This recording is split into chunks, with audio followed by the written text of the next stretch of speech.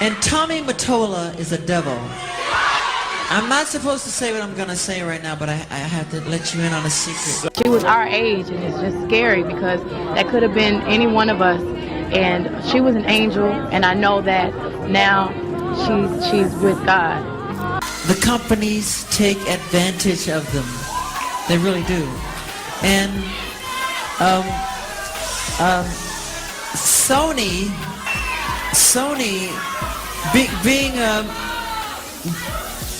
the artist that I am at Sony, I've generated several $1 billion for Sony, several billion, and they really thought that my mind is always on music and dancing, and it usually is, but they never thought that this performer, myself, would outthink them.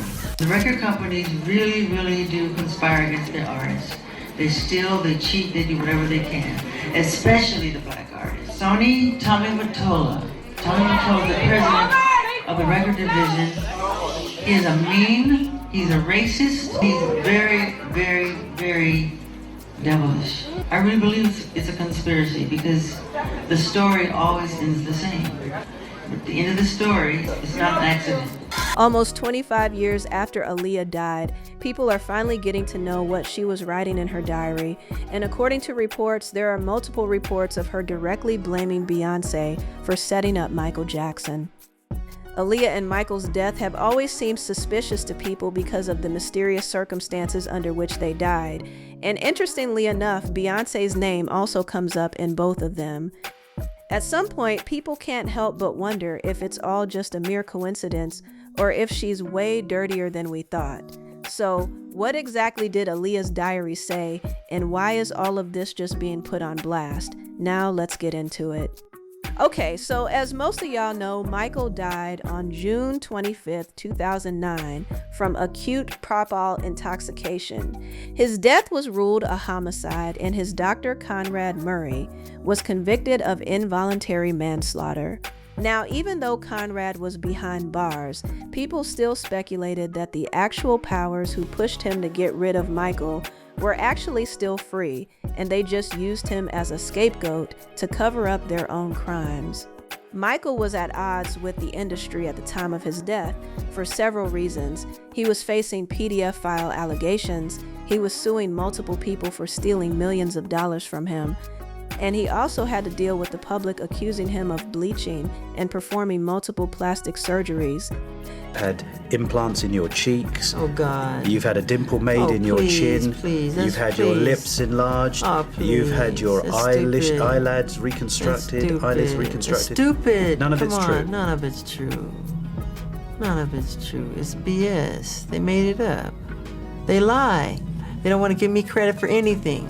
One paper said I had because I was growing a little beard, he had each little hair transplanted into his face with a lasered in. How ignorant is that? I can't even grow a beard now? You ignorant fool who wrote such. As I said, he also got slapped with multiple essay allegations, all of which he denied up until the day he died. In 1993, Jordan Chandler alleged through a lawsuit filed by his parents that Michael had repeatedly done inappropriate things to him.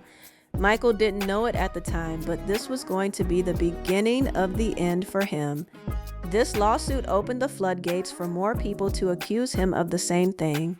And even though there was barely any evidence that he did any of the things he was being accused of, the media did the nasty work of pushing the allegations as facts to tarnish his image.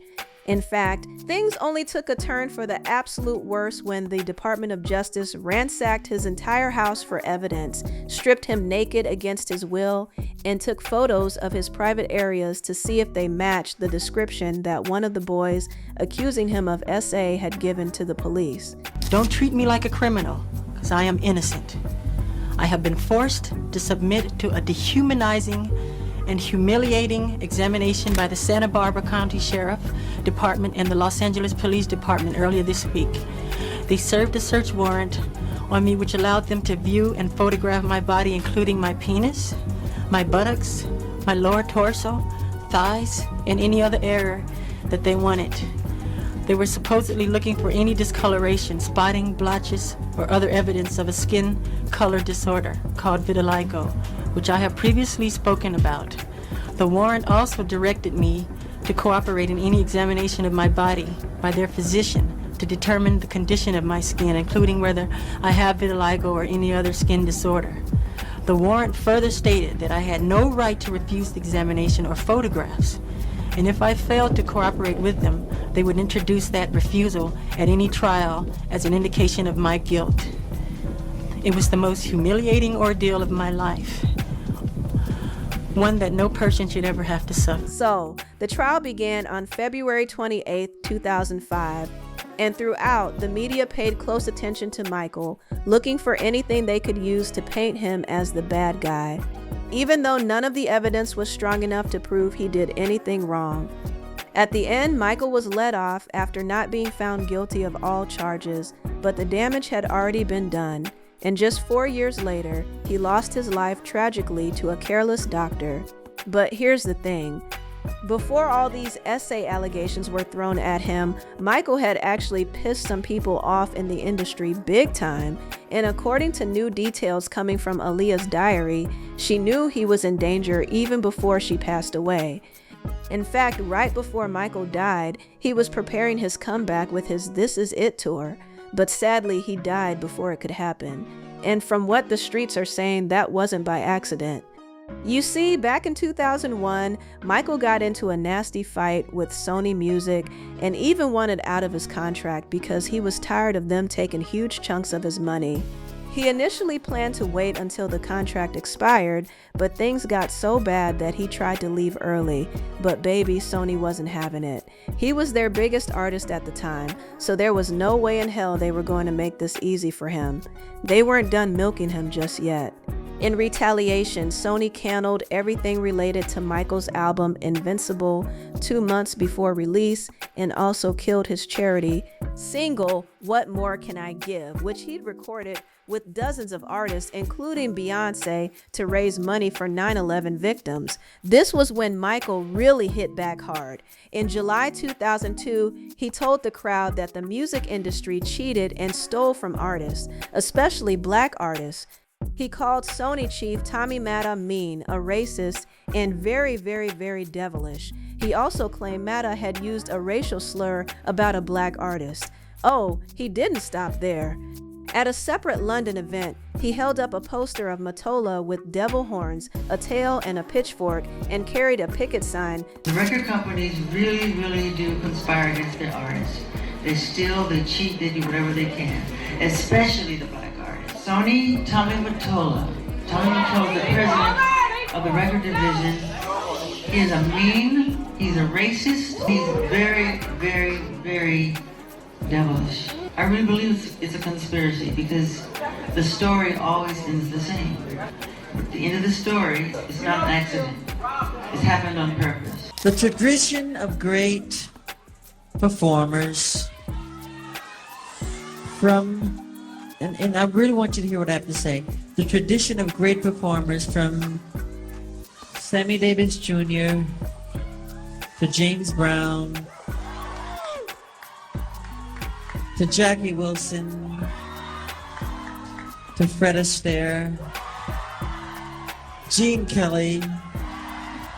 The story is usually the same though. You know, these guys work really hard at their craft, but the story ends the same because the companies take advantage of them. They really do. And Sony, being the artist that I am at Sony, I've generated several $1 billion for Sony, several billion, and they really thought that my mind is always on music and dancing, and it usually is, but they never thought that this performer myself would outthink them. And many people don't know this, but part of the reason Michael was upset with Sony chief Tommy Matta wasn't only because of his contractual issues with them. It was also because Mariah Carey, who was friends with Michael and Tommy Matta's wife at the time, had confided in Michael about how controlling and awful Tommy was toward her, including meddling in her career and personal life. But when the feud went public, Mariah publicly defended Mottola, saying he was anything but a racist. She had Michael out here looking crazy like he was just making things up.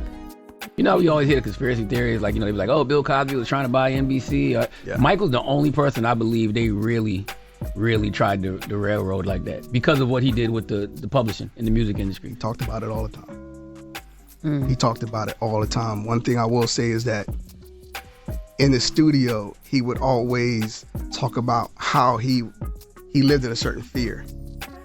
And I used to always try to reel him in a direction like, yo, you only supposed to fear God. Man shouldn't have you feeling like that.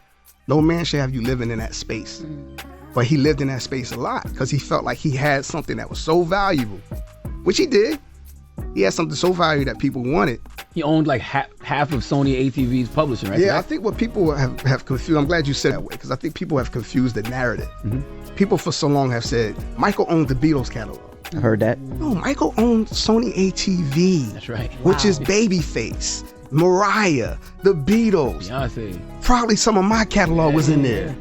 Isn't that like half the music industry? Yes, like, I mean, you got three giants, right? At the time, you had three giants, and Sony was pretty much the biggest out the three at that time. And they did a deal with him that, you know, forever he felt that they wanted back.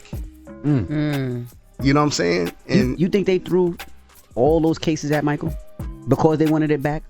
I think it could have had something to do with it. I'm not going to say exactly that, but it could have had something to do with it. But I believe none of it because I was around Mike all the time and I knew the kind of person he was. So I'm like, they really trying to kill his character. But that's not all. Around the time that Michael started going at it with Sony, Beyonce had already begun causing major pressure in the industry, with some people even saying she was possibly the next MJ. Well, according to the streets, once the industry realized they couldn't control Michael anymore, they got rid of him and pushed Beyonce in to replace him. In fact, they said this is why Aaliyah was unalive too. Aaliyah was the only artist giving Beyonce competition. But once she was out of the way, it became easier for the industry to push Beyonce. Now granted, Aaliyah died before Michael. However, keep in mind that Aaliyah died in August 2001 and Michael started going to Sony publicly that same year. So apparently the plan to get rid of Aaliyah and then get Michael out of the way too to push Beyonce was already in motion behind the scenes. Now these are all just allegations right now. But considering the shady circumstances under which Michael and Aaliyah died, people are convinced that there might be some truth to this after all. And the crazy thing is, Michael actually respected Beyonce a lot, if only he knew the enemy was closer than he thought. There's a new book coming out about the late singer Aaliyah, and they're talking about the day of her death. An eyewitness says that Aaliyah did not want to board the plane. She was given a sleeping pill and was carried on unconscious. As you know, Aaliyah passed away 20 years ago. For Fatima Robinson to speak up about what she heard on that phone. It's time for somebody to be honest about who gave Aaliyah the pills that knocked her out before she was carried onto a plane she didn't want to be on. It's time for the other dancers who knew she was terrified to get on that plane to speak up. As usual, people had their thoughts like this person who said Sony needed him bankrupt. His This Is It tour was going to clear his loans. Less than a month before the first tour date, he died. Hell of a coincidence. Another person said, notice the allegations didn't start until he began owning things. They will allow you to make money, become famous, but having ownership of stuff, that's where they draw the line. But now, I want to know your thoughts. What do you think of Michael allegedly being unalived for speaking up against the industry? And do you really think he and Aaliyah were sacrificed to boost Beyonce? Let me know your thoughts in the comments section below.